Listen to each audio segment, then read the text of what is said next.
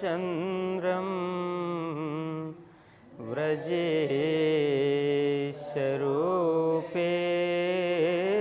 पुरापि जातं प्रविश्य प्राप्तं प्रियप्राणनाथं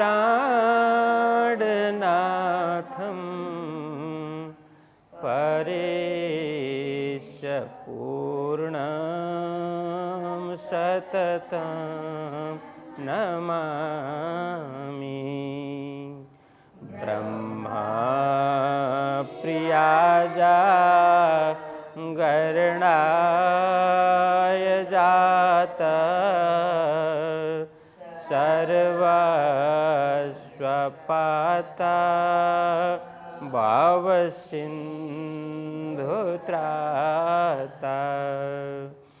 विज्ञानदाता निजधर्मधाता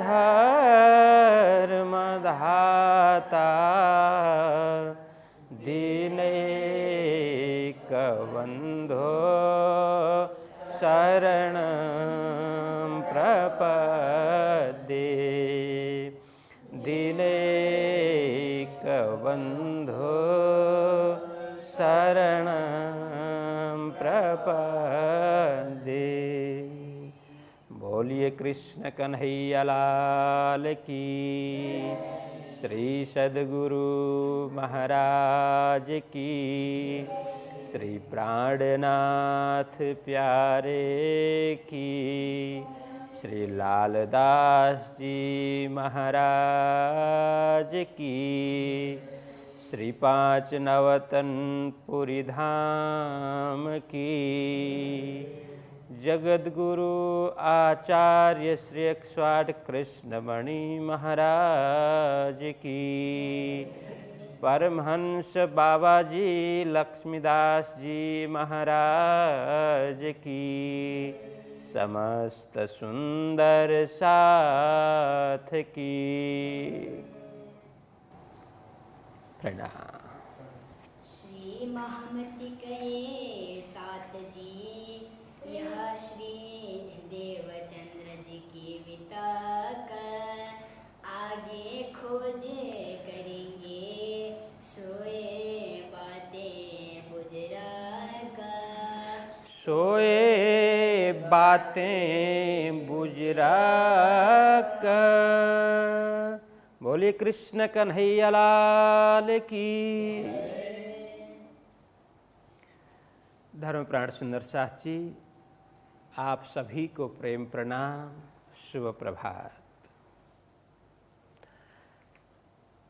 बीतक प्रशिक्षण चल रहा है, हम और आप सभी स्वामी श्री लालदास जी महाराज कृत लालदास बीतक श्रवण कर रहे हैं प्रशिक्षण के माध्यम से। तो आइए अब आगे प्रसंग चलाते हैं। हम सभी ने द्वितीय प्रकरण में बहुत कुछ प्रसंगों को सुना। क्या क्या सुना द्वितीय प्रकरण में? अब कहों फेर के मूल मिलावे की वितक, जैसी आज्ञा धनी की सो बाता मूल बुजुर्ग। यह द्वितीय प्रकरण की प्रथम चौपाई है। वहां से चर्चा आरंभ करते हैं स्वामी श्री लालदास जी महाराज। तो मूल मिलावा में क्या कुछ घटित हुआ, परमधाम में श्री राज जी ने अपने दिल में क्या भावना ली, और श्री राज जी की भावना मुजब अक्षर ब्रह्म एवं श्यामा जी के साथ साथ 12,000 ब्रह्म प्रियाओं के हृदय में क्या कुछ भावना पनपी, और यह खेल कैसे निर्माण हुआ, खेल की रचना, यह प्रपंच की रचना किस प्रकार से हुई, ये पूरा विवरण हम सभी ने द्वितीय प्रकरण में श्रवण किया। यदि ध्यान से मनन करें, श्रवण करें, मनन करें, अध्ययन करें तो द्वितीय प्रकरण बड़ा ही सारगर्भित है, क्योंकि ये परमधाम का वर्णन भी संक्षिप्त रूप में द्वितीय प्रकरण में है, प्रेम संवाद का विवरण भी द्वितीय प्रकरण में है। जैसे खेल का महाकारण है, सभी द्वितीय प्रकरण में समाहित हुआ है। तो इसीलिए द्वितीय प्रकरण बड़ा ही महत्वपूर्ण प्रकरण है। इसलिए इसको समय भी लगा, अच्छा समय लगा, लगभग 10-11 दिन इसमें लग गए, ताकि कोई प्रसंग छूटे ना। बाकी तो परमधाम का विशद विवरण, विशद चर्चा तो इसमें संभव नहीं है। हम वाणी में श्रवण करते हैं और बाद में भी जब इसका प्रशिक्षण होगा, जैसे स्वामी श्री लालदास जी महाराज ने यह जागनी का वृत्तांत लिखने से पूर्व ही धाम की वितक, ब्रज की वितक, रास की वितक उन्होंने लिखी है। इसमें ये भी हम अंतिम में प्रशिक्षण के माध्यम से इसका मनन करेंगे, इसको अध्ययन करेंगे और अपने जीवन में उतारेंगे। अभी इतना ही है कि द्वितीय प्रकरण में पूरा खेल का महाकारण इसमें समाया हुआ है। इसको बड़ा ध्यान से श्रवण करना चाहिए। तो मूल मिलावा की वितक, प्रेम संवाद की वितक, अक्षर ब्रह्म को परमधाम रंग महल के अंदर चलने वाली दिव्यानंद, ब्रह्मानंद, अद्वैतानंद जो आनंद है, वो दिव्य रस का रसास्वादन करने का जो उनके अंदर भाव जागृत हुआ, वो भी धनी जी के माध्यम से ही भाव जागृत हुआ। ये सब प्रसंग भी उसी में है। फिर कुरान की साक्षी देकर के वहाँ 6 दिन की चर्चा हुई। 6 दिन विशिष्ट दिन की चर्चा संकेत के रूप में वहाँ पर उल्लेखित है। तो वो क्या है, यह भी स्पष्टीकरण लालदास जी महाराज ने कर दिया। प्रथम तो ब्रज है, द्वितीय रास है, तृतीय मोहम्मद जहाँ आए उसको लिया है, चौथा जो प्रसंग चल रहा है उन्होंने कहा चौथे दिन की वितक है। अत्यंत महत्वपूर्ण वितक उन्होंने करके बताया था। देखिए यह कथा बहुत है, विस्तार नहीं शुमार, पर ये चौथे दिन की सैया करो विचार।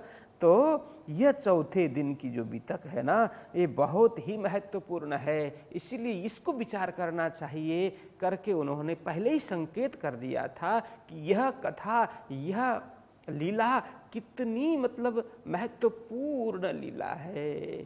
चौथे दिन मतलब सद्गुरु श्री देवचंद्र जी महाराज की जीवनी, इसको चौथे दिन माना जाता है। इसीलिए ये देवचंद्र जी महाराज की लीला, उनकी जीवनी यहाँ पर हम श्रवण कर रहे हैं। फिर 5वें दिन महामती स्वामी श्री प्राणनाथ जी महाराज की जीवनी, 6ठे दिन छत्रसाल जी की जीवनी, ये सब हम श्रवण करने वाले हैं। तो 120 वर्ष का जो उल्लेख किया कि लालदास महाराज ने, वो भी खुला दिया। 120 वर्ष कथे परंपरा में, कुरान में जो संकेत किया है, 120 वर्ष अतिशय महत्वपूर्ण वर्ष होंगे, जिसमें ये आत्माएं जागेंगी। यहाँ पर ब्रह्म ज्ञान प्रकट होगा। ब्रह्म ज्ञान के प्रकाश से सबके हृदय को प्रकाशित वो ब्रह्म ज्ञान करेगा। सब पर ब्रह्म परमात्मा की पहचान करेंगे, परमधाम की पहचान करेंगे, अपना कल्याण करेंगे। तो ये 120 वर्ष सद्गुरु श्री देवचंद्र जी महाराज के प्राकट्य तिथि से लेकर के, प्राकट्य दिन से लेकर के, ये कब है प्राकट्य दिन? विक्रम संवत 1638, वहाँ से लेकर के फिर विक्रम संवत 1758 पर्यंत 120 वर्ष होते हैं। इसमें प्राणनाथ जी महाराज 1712 से आगे फिर प्राणनाथ जी की जीवनी चलती है। और जब तक महामती श्री प्राणनाथ जी महाराज रहे 1751 तक, फिर उसके बाद में अपनी शक्ति छत्रसाल महाराज को दे करके चाहते हैं। तो प्राणनाथ जी महाराज छत्रसाल जी महाराज के सिर पर यह दायित्व तो सौंप करके जाते हैं। तो छत्रसाल जी महाराज के 7 वर्ष को लिया है, 51 से लेकर के तो आगे 58 तक। इस तरह से 120 वर्ष का जिक्र यहाँ पर लालदास जी महाराज करते हैं। वह भी सारा प्रसंग हम सभी ने श्रवण किया। फिर सद्गुरु श्री देवचंद्र जी महाराज प्रकट हुए उनका प्राकट्य हुआ उमरकोट मारवाड़ में। वहाँ से लेकर के फिर उनके मन में बाल वय में 11 वर्ष की उम्र में ही प्रश्न आने की चर्चा हुई। मैं कौन, कहाँ से आया, कहाँ मेरा भरतार आदि, यह सनातन शाश्वत प्रश्न उनके दिलो दिमाग में, मन मस्तिष्क में प्रकट हो गए। तो उसकी खोज में वो फिर चारों ओर भटकने लगे, सबसे पूछने लगे, साधना करने लगे, इन प्रश्नों के उत्तर मुझे किस प्रकार से प्राप्त हो। इस भावना से फिर अंततः गत्वा उन्होंने 17 वर्ष, लगभग 17 वर्ष की उम्र में गृह परित्याग कर दिया।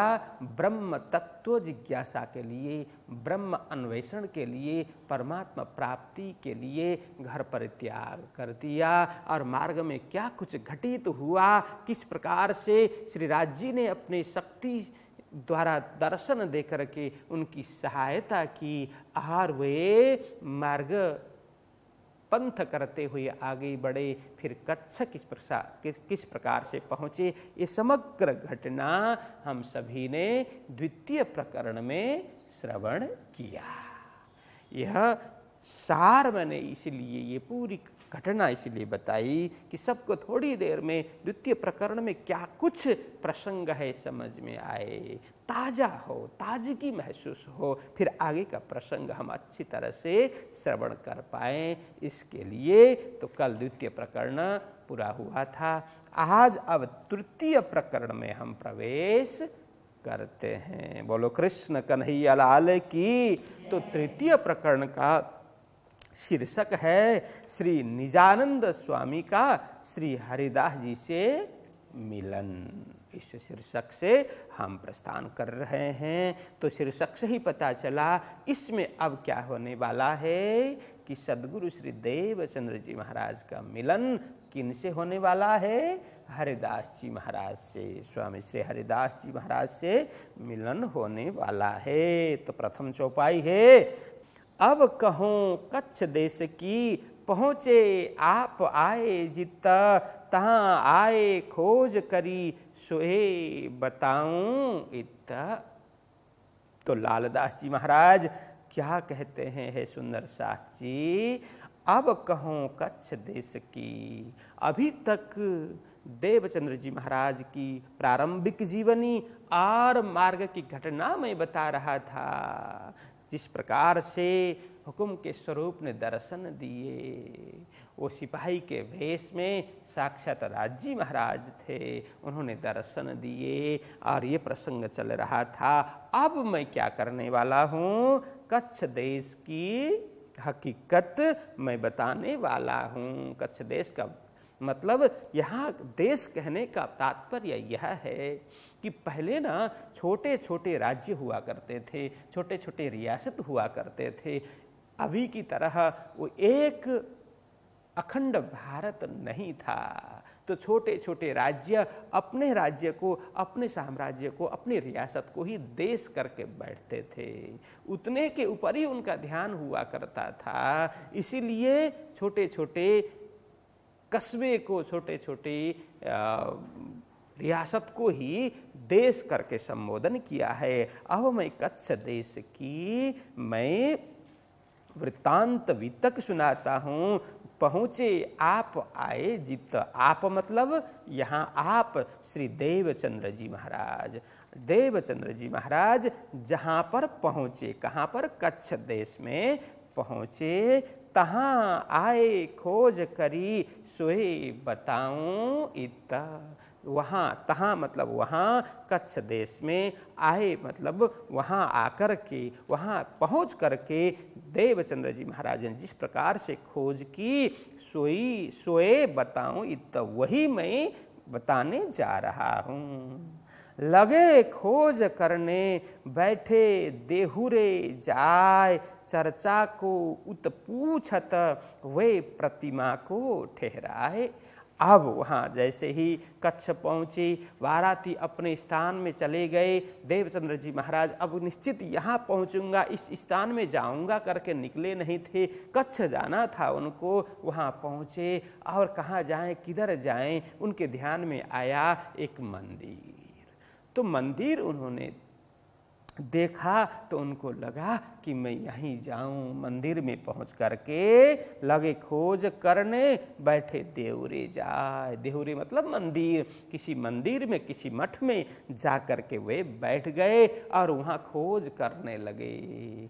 खोज करने लगे मतलब क्या है, वहाँ जाकर के पूछने लगे, वहाँ जाकर के जिज्ञासा व्यक्त करने लगे, वहाँ जाकर के इच्छा व्यक्त की क्या, कि मुझे परमात्मा प्राप्ति करनी है, परमात्मा के दर्शन करने हैं, परमात्मा का अनुभव प्राप्त करना है, उनकी अनुभूति करनी है। तो किस प्रकार से संभव होगा, वे कहाँ मिलेंगे आदि। मंदिर में जाकर के किसी पंडित से, किसी पुजारी से, किसी विद्वान से, किसी संत से यह जिज्ञासा करने लगे। यह है लगे खोज करने, मतलब परमात्मा का तलाश करने लगे, उनकी खोज करने लगे। मतलब किस प्रकार से, कहाँ से, किस तरह से उनका अनुभव हो, उनके दर्शन हो, उनकी अनुभूति हो, इसके लिए देवचंद्र जी महाराज वहाँ पर मेहनत करने लगे। चर्चा को उत पूछत। अब यह चर्चा को उत पूछत मतलब इस दो विद्वान लोग इसके भी दो अर्थ करते हैं।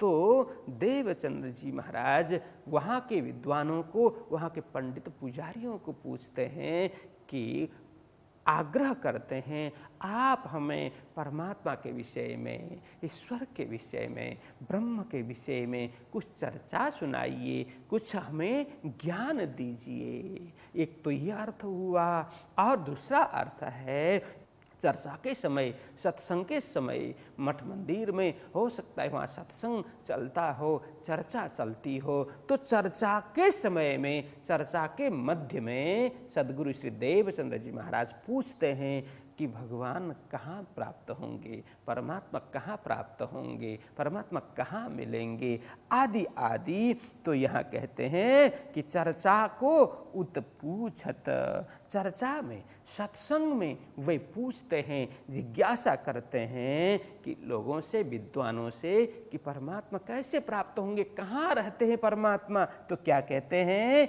वे प्रतिमा को ठहराए। अब मंदिर में प्रतिमा है, प्रतिमा मतलब मूर्ति, विग्रह, परमात्मा का विग्रह, मूर्ति। तो मूर्ति को दिखा करके बोलते हैं, अरे देवचंद्र क्या प्रश्न कर रहे हो, यह बालक की तरह कैसा प्रश्न है, ये क्या जिज्ञासा कर रहे हो। देखो सामने तो भगवान बैठे हुए हैं, सामने तो परमात्मा बैठे हुए हैं, आप देखो वहीं बैठे हैं, तो आप पूछ रहे हैं परमात्मा कहाँ मिलेंगे, कैसे मिलेंगे। अरे सामने सिंहासन में बैठे हैं, मूर्ति के रूप में बैठे हैं, आप क्यों नहीं देख रहे हैं। तो वे लोग क्या करते हैं, वे प्रतिमा को ठहराए। लिखा प्रतिमा क्या है, हाँ प्रतिमा मतलब मूर्ति लिखो अथवा विग्रह लिखो। तो वे लोग, विद्वान लोग क्या करते हैं, पंडित पुजारी लोग, ज्ञानी लोग को आगे दिखा करके बोलते हैं, वो प्रतिमा मतलब वो मूर्ति ही तो भगवान है, सामने देखो ना, वहीं तो बैठे हुए हैं। इस तरह से तो संकेत करते, ठहराए मतलब निश्चित कर देते हैं, मतलब मूर्ति को ही भगवान वो मानते हैं, निश्चित कर दे हैं, सुनिश्चित कर देते हैं, ये अर्थ है। तहाँ मन माने नहीं, राह न आवे नजर, कोई दिन रहे तिन में, फिर उठे खोज ऊपर। कुछ दिन वहाँ रहे, उनके स्वहवत में रहे, सत्संग करते रहे, लेकिन उनकी जो वाणी है, उनकी बात है, उनके ऊपर उन्हें भरोसा नहीं हुआ। किनको, देवचंद्र जी महाराज को कुछ भरोसा नहीं हुआ। तो मंदिर में जो सुशोभित मूर्ति वही भगवान नहीं है, भगवान कोई और है, परमात्मा तो कोई और है। हाँ, किसी का आलम्बन चाहिए होता है, किसी का सहारा चाहिए होता है मन को वहाँ टिकाने के लिए। मन यत्र तत्र भागे न, ये चंचल मन है, चारों ओर दौड़ता रहता है, भागता रहता है, इसीलिए ये कहीं जाकर के टिके, इसके लिए मूर्ति है, एक सहारा के लिए, आलम्बन के लिए। लेकिन अब वो आलंबन के लिए मूर्ति बनाई गई थी, लोग उसी को ही अब भगवान भगवान मानने लगे, परमात्मा करके सेवा करने लगे। उसका क्या तात्पर्य है वो अब समझते नहीं हैं, बस कर्म कांड में रचे पचे हैं। बाह्य वेशभूषा और मूर्ति में ही भगवान देखने लगे। भाव शुद्ध हो तो हो सकता है वहाँ से भी प्रकट हो, लेकिन भाव तो शुद्ध नहीं है।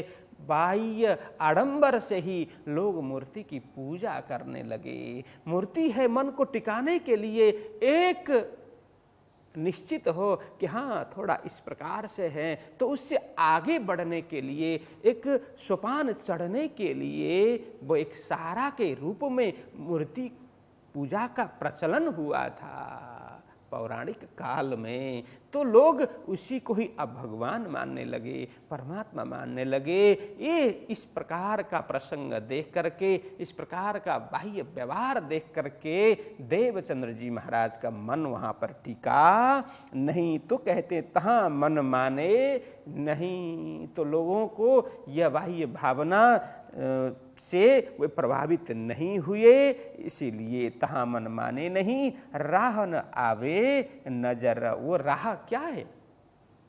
परमात्मा प्राप्ति का मार्ग उन्हें सूझा नहीं। यह राह मतलब मार्ग, लेकिन कैसा मार्ग कि परमात्मा प्राप्ति का, ब्रह्म प्राप्ति का, परम तत्व प्राप्ति का मार्ग उन्हें नजर नहीं आया, मतलब दृष्टि नहीं आई, उन्हें देखा ही नहीं।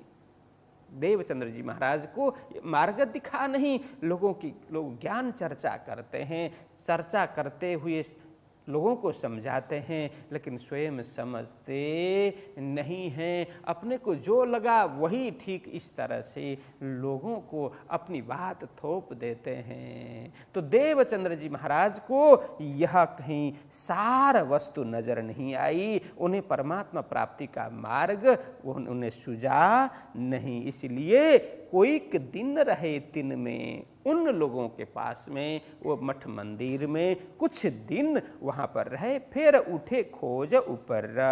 तो खोज के मार्ग पर, यहाँ ऊपर का मतलब है खोज के मार्ग पर, तलाश के मार्ग पर, साधना के मार्ग पर, ब्रह्म प्राप्ति के मार्ग पर, पथ पर वे आगे बढ़ गए। वहाँ छोड़ दिया, उस स्थान को छोड़ दिया। फिर आगे कहते हैं, आए खोजे सन्यासी हैं बड़े डिम्बधारी, आम पूजे तिनको आवे खलक सारी। अब वहाँ से छोड़ करके कहाँ जाते हैं? कहते हैं आए खोजे सन्यासी। अब सन्यासियों के पास में जाकर के खोजते हैं। तो सन्यासी अनेक प्रकार के सन्यासी होते हैं, लेकिन यहाँ दत्त भगवान के अनुयायी, दत्तात्रेय भगवान के अनुयायी की बात है कि तो आए खोजे सन्यासी, दत्तात्रेय भगवान के अनुयायी, उनके द्वारा जो पथ चलाया गया, उन पंथी मतलब उस पथ के पथिक, उस संप्रदाय के सन्यासियों के पास में जाकर के खोज करने लगे। हैं बड़े डिम्बधारी, डिम्ब मतलब अभिमान, वो बड़े अभिमानी हैं, बाह्य वेशभूषा के अभिमानी, आडंबरी। डिम्ब मतलब अभिमानी अथवा आडंबरी। तो इस तरह से वे दत्तात्रेय भगवान का मत बड़ा सुंदर है, लेकिन उनको फॉलो करने वाले उनके फॉलोअर्स को देवचंद्र जी महाराज ने देखा। अरे लग रहा था देवचंद्र जी महाराज को इनके अंदर तो तत्व ज्ञान होगा, परमात्मा प्राप्ति का सरल मार्ग होगा, सरल विधि होगी, लेकिन उनको यह लगा अरे बाह्य आडंबर में ही रचे पचे हुए हैं, बाह्य वेशभूषा बनाने में ही वे लगे हुए हैं, तत्वतः अंदर से हृदय पवित्र होने वाली साधना नहीं है। परमात्मा कहाँ है, किस प्रकार से प्राप्त होते हैं, किंचित मात्र भी इसके विषय में कोई भान, कोई ज्ञान नहीं है, कोई अनुमान ही नहीं है। तो कहते हैं बड़े डिंबधारी, ऐसे डिंबधारी साधुओं के पास में, सन्यासियों के पास में देवचंद्र जी महाराज गए, खोज करने लगे, जिज्ञासा करने लगे। आम पूजे तिनको, वो कैसे? उस संप्रदाय के अनुयायी, विशेष करके सन्यासी किस प्रकार के हैं, इसकी चर्चा कर रहे हैं। आम पूजे तिनको, आम मतलब दुनिया, यह संपूर्ण दुनिया, सभी। आम मतलब सभी दुनिया, इस प्रकार से लिखना। तो पूजे तिनको, पूजे मतलब पूजा करते हैं, मानते हैं, इतना मान देते हैं। या पूजा मत, पूजे मतलब वो भगवान की तरह पूजते हैं, मानते हैं, श्रद्धा रखते हैं, भाव रखते हैं। वे साधु सन्यासी को पूरी दुनिया, आम मतलब पूरी दुनिया, इतना मान सम्मान रखते हैं, श्रद्धा रखती है दुनिया। आवे खलक सारी, यह खलक मतलब भी दुनिया है। यह आम, यह खलक, ये सभी, यह है ना अरबी शब्द है, इसीलिए ये खलक मतलब भी दुनिया। सभी दुनिया, सारी सभी खलक दुनिया आवे, उनके पास में आती है, श्रद्धा रखती है, भाव रखती है, इतनी पूजा करती है। इस प्रकार के वह डिंबधारी, वे साधु सन्यासी, उनके पास जाकर के देवचंद्र जी महाराज अब साधना करने लगे। तहाँ जाए के खोजिया, कहे जानत हैं सब हम, देवे नाम सुमरन, निश्चय कर ग्रहो तुम। तो यहाँ कहते हैं कि तहाँ जाए के खोजिया, ऐसे साधु सन्यासी, कौन? कि दत्तात्रेय भगवान को मानने वाले, उनके अनुयायी साधु सन्यासियों के पास में जाकर के श्री देवचंद्र जी महाराज खोज करने लगे। और ये क्या कहते हैं साधु सन्यासी? ये लोग क्या बोलते हैं?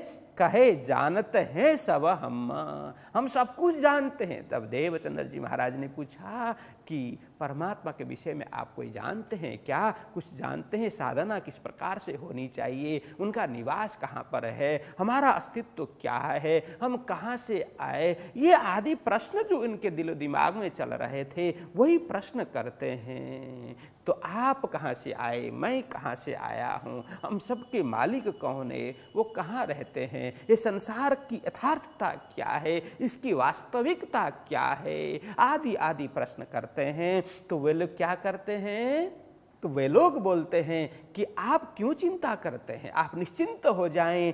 क्यों? क्योंकि कहे जानते हैं हम सब कुछ जानते हैं। आप हमारे साथ में रहिए, हमारे पथ के आप भी पथिक बनिए, हमारे संप्रदाय के आप भी अनुयायी बनिए। हम सब कुछ आपको बता देते हैं। सहज साधना है, वह आप साधना करते हुए परमात्मा के दर्शन कर पाएंगे, अनुभव हो जाएगा, आत्मा के भी दर्शन आपको होंगे। आप क्यों चिंता करते हैं? हम सब कुछ जानते हैं। देवे नाम सुमरन, निश्चय कर ग्रहो तुम।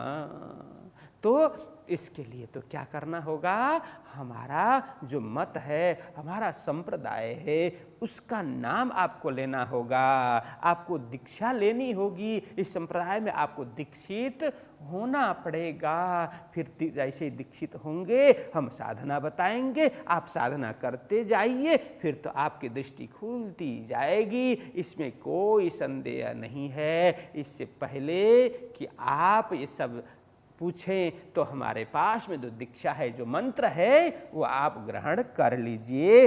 देवे नाम सुमरन, हम आपको नाम प्रदान करते हैं। मतलब नाम सुमरन आपको प्रदान करते हैं, मंत्र देते हैं। तो उसको आप निश्चय पूर्वक, दृढ़ता पूर्वक ग्रहण करो। हृदय के भाव से, हृदय की गहराई से आप उसको ग्रहण जैसे ही करेंगे, तो आपके सारे प्रश्न के उत्तर वहाँ स्वयमेव खुलते खुलते आएंगे, प्राप्त होते जाएंगे। इसलिए हमारा नाम, हमारा मंत्र आप धारण करो। तो इस तरह से कहते हैं, और चर्चा करे दत्त की, लिया नाम सुमरन, पर दिल में कछु न आवही, क्यों ये न पतिजे मन। लालदास जी महाराज समझाते हैं, हे सुंदर साथ जी, देवचंद्र जी महाराज ने उनकी बात स्वीकार कर ली। उन्होंने जो कहा कि हमारा मंत्र लेने के बाद, हमारे संप्रदाय में दीक्षित होने के बाद, हमारे ज्ञान को धारण करने के बाद आपको परम शांति प्राप्त होगी, परमात्मा की प्राप्ति होगी, आत्मानुभव होगा। ये सब बातें सुन करके उनको लगा कि हो न हो, हाँ मैं ग्रहण करूं, नाम सुमिरन लूं, मंत्र ग्रहण करूं, दीक्षा ग्रहण करूं, तो हो सकता है मेरे अंदर जो उथल पुथल चल रहा है वो शांत हो, मेरे प्रश्नों के उत्तर मुझे प्राप्त हो। उनकी बात पर विश्वास करके देवचंद्र जी महाराज ने क्या किया, उनका नाम सुमिरन ले लिया, मतलब मंत्र ले लिया। और चर्चा करे दत्त की, तो वहाँ पर दत्तात्रेय भगवान की साधना कैसी थी, उन्होंने जो मार्ग बताया वो किस प्रकार का है, किस प्रकार की साधना है, आदि आदि चर्चा जो वहाँ के सन्यासी लोग करते हैं। तो उनकी ही चर्चा सुन करके देवचंद्र जी महाराज ने यह नाम का मतलब मंत्र उन्होंने ले लिया। सिमरन, सुमरन मतलब ये सिमरन के अर्थ में है, सिमरन करना, उसको मंत्र सिमरन के लिए उन्होंने दीक्षा ली। पर दिल में कछु न आवही, क्यों न पतिजे मन। उन्होंने मंत्र लिया और मंत्र जाप भी करने लगे, साधना करने लगे, जैसे जैसे उन्होंने बताया उसी प्रकार की साधना में वे आगे बढ़ते गए। बहुत साधना की, बहुत परिश्रम की। ये कल की आज की बात नहीं है, एक दो दिन की बात नहीं है, दो चार महीने की बात नहीं है, बहुत वर्षों तक इन्होंने साधना की, लेकिन उन्हें कुछ आत्मसंतोष हुआ नहीं। पर दिल में कछु न आवही। अभी मंत्र जपते जा रहे हैं, साधना करते जा रहे हैं, ज्ञान श्रवण करते जा रहे हैं उनके द्वारा, लेकिन वो दिल में मतलब हृदय में कुछ भी वो संतोषजनक जो साक्षी प्राप्त नहीं हो रही है। उन्हें दिल में कुछ भी, हृदय में कुछ भी प्रकाश नहीं मिल रहा है। क्यों न पतिजे मन। पतिजे मतलब विश्वास, मन को विश्वास नहीं हो रहा है, मन में एक संतोष होना चाहिए, वो हो नहीं रहा है। कि जैसे इन्होंने कहा मैं तो उसी प्रकार से कर रहा हूँ, सुबह से शाम तक, शाम से रात तक, रात से सुबह तक, वो अधिकतर समय कुछ देर विश्राम के अतिरिक्त और कुछ देर सेवा के अतिरिक्त साधना में ही लगे रहते हैं, किंतु उनका हृदय प्रकाशित नहीं हुआ, हृदय में कुछ भी संतोष नहीं हुआ, विश्वास नहीं हुआ। और आगे कहते हैं, कोई दिन तहाँ रहे फिर चले जागा, और बड़े डिम्ब कन फटे चले गए तीन ठौरा। तो आगे कहते हैं कुछ दिन, कुछ समय उनके पास में इस तरह से रहे, साधना करते रहे, सेवा करते रहे, मंत्र जप और मंत्र सिमरन करते रहे, फिर चले जागा, और जागा मतलब स्थान, फिर वहाँ से कुछ अन्यत्र, कुछ दूसरे स्थान में वहाँ से निकल गए। अरे जितना होना था हो गया, अब यहाँ से अधिक, यहाँ कुछ भी, इससे अधिक कुछ भी मिलने वाला नहीं है। जिस तरह से वो बड़ी बड़ी बातें किया करते थे कि इस तरह से आप साधना करो तो शीघ्र अतिशीघ्र परमात्मा के आपको दर्शन होंगे, लेकिन उनके मन में विश्वास नहीं बैठा कि इससे अधिक यहाँ से कुछ मिलने वाला नहीं है, तो अब मैं यहाँ से अन्यत्र जाऊँ खोज के लिए। उनको प्रणाम किया और वहाँ से निकल गए, फिर चले जागा, और बड़े डिम्ब कन फटे चले गए तीन ठौरा। कहाँ गए? बड़े डिम्ब कन फटे। वो कन फटे एक नाथ संप्रदाय के सन्यासी होते हैं। नाथ संप्रदाय जो गोरखनाथ के द्वारा प्रचलित जो संप्रदाय है, आज भी गोरखपुर में भी उनका एक पीठ है और दक्षिण भारत में उनका प्रमुख पीठ आचार्य पीठ माना जाता है। तो नाथ संप्रदाय बहुत बड़ा संप्रदाय माना जाता है।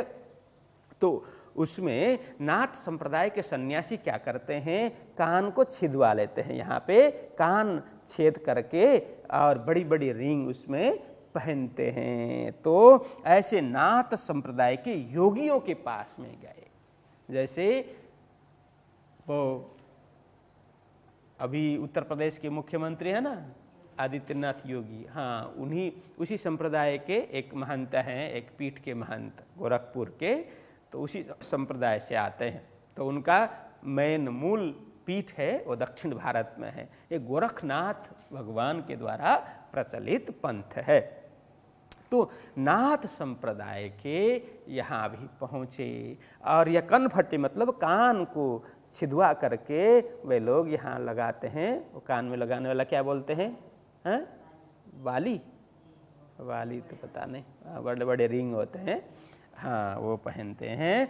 तो ऐसे कनफटे, बड़े डिम्बधारी कनफटे ऐसे सन्यासी योगियों के पास में भी चले गए तीन ठौरा। उनके पास में भी जाकर के देवचंद्र जी महाराज ने विनय पूर्वक साधना की बात की कि परमात्मा कैसे प्राप्त होंगे, मुझे मेरे विषय में बताइए, परमात्मा के विषय में बात बताइए, ये संसार के विषय में बताइए, ये क्या है, यह जीव जगत जगदीश्वर ये क्या है, इसकी यथार्थता बताइए, इसका परिचय मुझे दीजिए आदि करके उन्हें प्रणाम करते हुए विनम्रतापूर्वक प्रश्न किया सबके पास में जाकर के।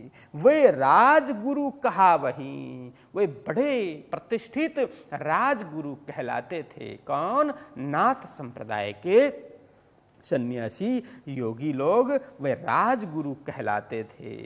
बहुत चेले तिनके, उनके बहुत चेले मतलब शिष्य बहुत थे, मतलब सभी जगह उनके शिष्य छाए हुए थे। कहते हैं कि वे राजगुरु कहा वहीं, बहुत चेले तिनके, कच्छ देश ताए मानही, जाए पहुँचे इनमें।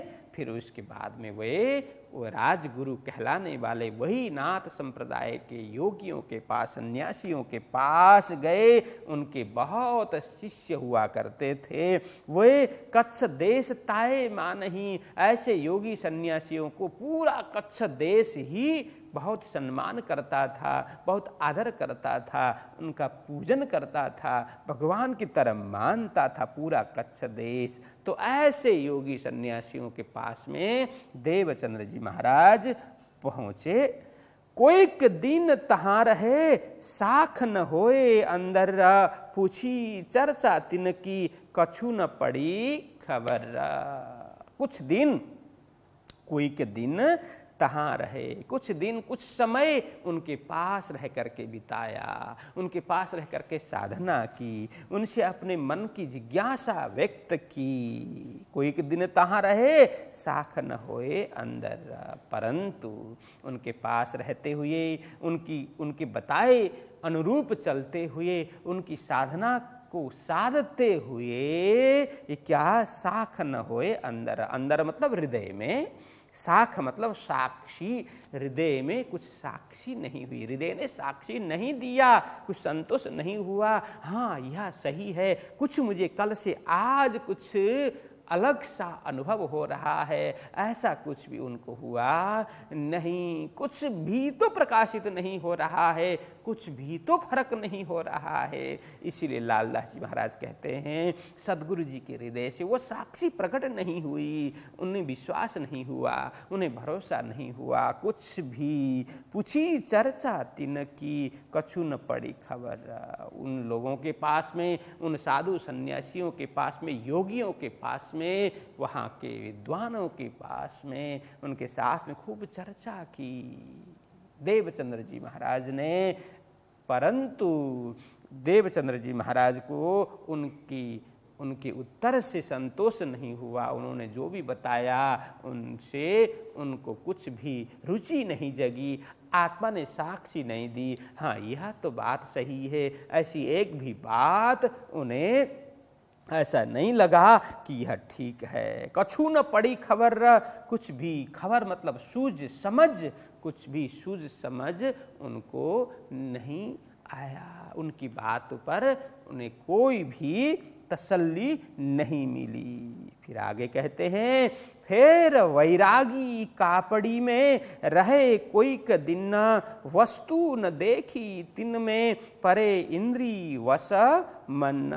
आगे कहते हैं कि सुंदर साथ जी इस तरह से अलग अलग दत्तात्रेय भगवान के मानने वाले और गोरखनाथ भगवान को मानने वाले अलग अलग संप्रदाय के पास जाते हैं, पूछते हैं, चर्चा करते हैं, साधना करते हैं, मंत्र लेते हैं और निष्ठा पूर्वक कठिन तप करते हैं, लेकिन जो मिलना चाहिए, जो होना चाहिए उन्हें नहीं हो रहा है। इसलिए आगे खोज करते हुए चल रहे हैं देवचंद्र जी महाराज। फिर बैरागी कापड़ी, फिर एक कापड़ी एक संप्रदाय का नाम है, तो वो बैरागी कहलाते हैं, अपने आप को वो बैरागी कहलाते हैं। वो एक कापड़ी संप्रदाय है। कापड़ी संप्रदाय में उन बैरागियों के पास में देवचंद्र जी महाराज पहुंचते हैं, उनके पास में कुछ दिन रहते हैं, उनका भी जो भी ज्ञान है वो ग्रहण करते हैं, जो साधना है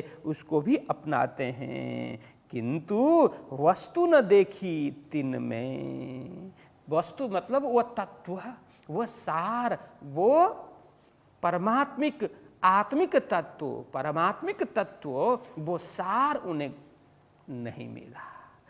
कहते हैं वस्तु न देखी तिन में, उनमें भी रह करके सोहबत किया, सत्संग किया, साधना की, लेकिन ऐसे कापड़ी बैरागियों के पास में भी तत्वतः कुछ भी प्राप्त नहीं हुआ, उन्हें कुछ मिला नहीं। उन्हें क्या लगा, अरे ये तो सभी इंद्रियों के बस में पड़े हुए हैं और चर्चा ऊपरा ऊपरी करते हैं, लेकिन उस हिसाब से जीवन नहीं है। सभी तो अपने इंद्रियों के ही बस में, इंद्रियों के चक्कर में, भोग विलास में ही रचे पचे हुए हैं। तो परे इंद्री वश मन, तो इंद्रियों के वश में पड़े हुए, इंद्रियों के वश में उलझे हुए हैं। उनका मन बिल्कुल ही वो केंद्रित नहीं है, उनका मन चंचल है और मन के गुलाम बनकर के चल रहे हैं। मात्र बाह्य दिखावा अलग है, बाह्य वाणी अलग है, वस्तुतः जीवन अलग, उनका बिल्कुल अलग सा महसूस हो रहा है। उनके सबके जीवन इंद्रियों के गुलाम बन कर के बीत रहा है। अंदर हृदय में कोई प्रकाश नहीं है, अंदर से कोई इतनी तीव्र साधना नहीं है, हृदय का भाव शुद्ध नहीं है, केवल बाह्य आडंबर दिख रहा है। ये सब देवचंद्र जी महाराज को वहाँ पर लगा। तो इस तरह से इन भात मस्जिद में मुल्ला करी सुहवत, तहाँ कछु न पावही कोई के दिन रहे तित। फिर वहाँ से देवचंद्र जी महाराज फिर आगे बढ़ते हैं कि यहाँ भी कुछ नहीं मिला, चलो मुझे आगे बढ़ना चाहिए, यहाँ रुकना नहीं चाहिए, चले चलते हैं आगे। कहाँ? फिर वे इन भात मस्जिद में, मठ मंदिर में खूब रहे, खूब साधना की, खूब सेवा की, खूब ज्ञान आर्जन किया, लेकिन जो उनको चाहिए था, जो तत्वतः उनको संप्राप्ति होनी थी, वो नहीं हुई। इसीलिए वो वहाँ से आगे बढ़ते हैं। कहाँ जाते हैं? अब मस्जिद में जाते हैं। चलो कहीं यहाँ तो यह तत्व मुझे ना मिले, इसीलिए मंदिर को छोड़ करके, मठ को छोड़ करके, साधु सन्यासियों के संग को छोड़ करके फिर आगे बढ़ते हैं, मस्जिद में जाते हैं। मुल्ला की करी सुहावत, जो मुल्ला मौलवी है, वो वांग देने वाला, वो पंडित है, वहाँ का पंडित, जैसे मंदिर का पंडित होता है, उसी तरह से मस्जिद में मुल्ला होता है। तो मुल्ला के पास में जाकर के सोहबत मतलब संग करते हैं, सत्संग करते हैं, उनके पास में जाकर के मिलते हैं। तहाँ कछु न पावही, उनसे भी यही चर्चा की, क्या यह जगत के विषय में जानते हो, क्या अपने जीव के विषय में जानते हो, अपने आप के विषय में जानते हो, परमात्मा के विषय में जानते हो, वो कहाँ रहते हैं, आदि आदि प्रश्न करते हैं। और मुल्ला से भी कुछ सुलझा नहीं, वो और उलझाने की बात करता है। और देवचंद्र जी महाराज को लगा अरे ये तो शरीयत में फंसा हुआ है, जो बात होनी चाहिए तत्वतः वो बात तो इसके पास में भी नहीं है, एक कर्म कांड में ही फंसा हुआ है, बाकी इसके पास भी कोई तत्वतः सार नहीं है। परमात्मा प्राप्ति का मार्ग यह मुल्ला के पास में, यहाँ मस्जिद में भी कुछ भी मुझे मिला नहीं। तहाँ कछु न पावही, कुछ भी उनको प्राप्त नहीं हुआ, मात्र बाह्य आडंबर, दूसरे की निंदा करना और दूसरे को काफिर बताना और खुद शरीयत में फंसे रहना, खुद कर्मकांड में फंसे रहना, लेकिन परमात्मा के मार्ग पर एक कदम भी चलते हो ऐसा अनुभव देवचंद्र जी महाराज को हुआ नहीं। तो इस तरह से वहाँ उस मुल्ला के पास में, उस मस्जिद में भी खुदा प्राप्ति के लिए, परमात्मा प्राप्ति के लिए कुछ भी उन्हें मिला नहीं। कोई के दिन रहे तित उस मस्जिद में, मुल्ला के सोहबत में भी देवचंद्र जी महाराज कुछ दिन वहाँ रहते हैं। और ब्राह्मण भेख कई और भेख सब ठौरा, खोजत ही फिरत हैं मेहनत करी अति जोरा। और अनेक ब्राह्मण भेषधारी ऐसे अलग अलग पंथ, अलग अलग मत, अलग अलग संप्रदाय के पास में जाकर के, अलग अलग ज्ञानियों के पास में जाकर के सब तलाश करते हैं, सब शोध करते हैं, खोज करते हैं। खोजत ही फिरत, तो उनके तत्व प्राप्ति के लिए वे शोध करते हुए, खोज करते हुए घूमते हैं, विचरण करते हैं। मेहनत करी अति जोर, खूब परिश्रम, अति जोर में अतिशय परिश्रम उन्होंने की। केवल प्रश्न करते हुए चले ऐसी बात नहीं है, जहाँ जहाँ गए उनकी बात को ग्रहण करके उसी हिसाब से साधना करते गए, उसी हिसाब से तपस्या करते गए, ज्ञानार्जन करते गए, किंतु उन्हें कुछ भी साक्षी मिली नहीं। कुछ न कुछ जो संतोष होना चाहिए वो संतोष उन्हें नहीं हुआ, खूब मेहनत कर रहे हैं।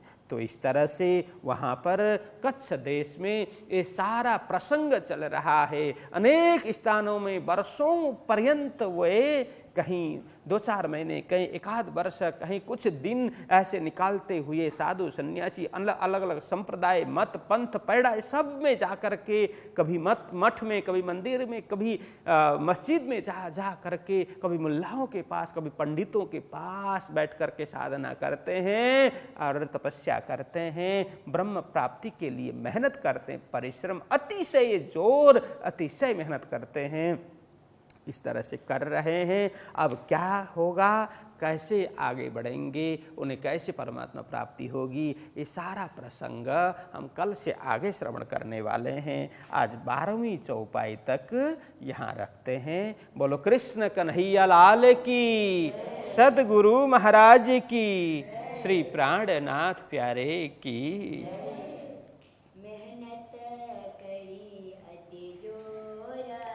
मेहनत करी अति जोर, और ब्राह्मण भेष कई, और ब्राह्मण भेष कई,